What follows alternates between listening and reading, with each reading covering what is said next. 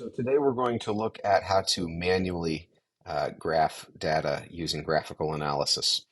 So the first thing that you want to do is if you don't have this data set up here, you can come up to the view options and you can turn on the data table here.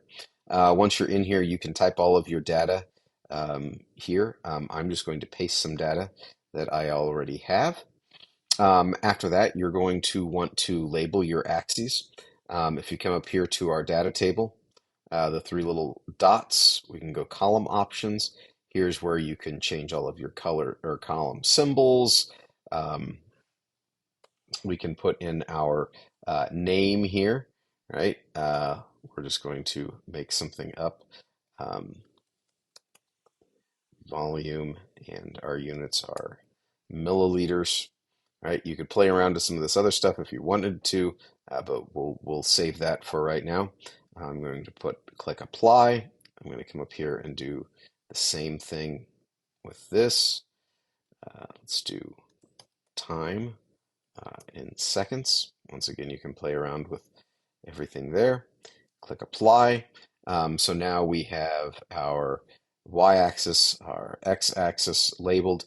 For a lot of times, we'll want to look at a trend line for our data.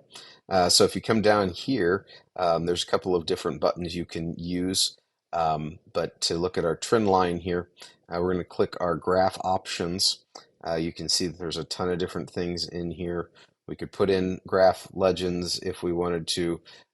We could do quite a few different things, but the ones that we're really interested in is right here, apply curve fit. And now we will, depending on what kind of curve you have, most of the time it's going to be linear here, but you could choose what kind of curve you have. We're going to stick with linear, and you're going to click apply, and there you go. There's everything here on this graph that we need right now. Here's all of your statistics and your curve line or your curve. Your axes are labeled. Last thing you can do is you can save this graph. Sorry, you come up here to File menu, right, and you can click. Make sure you save as sample.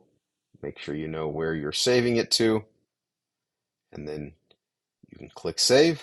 And now your file's back up, or now your file's saved, and you're ready to use it the next time.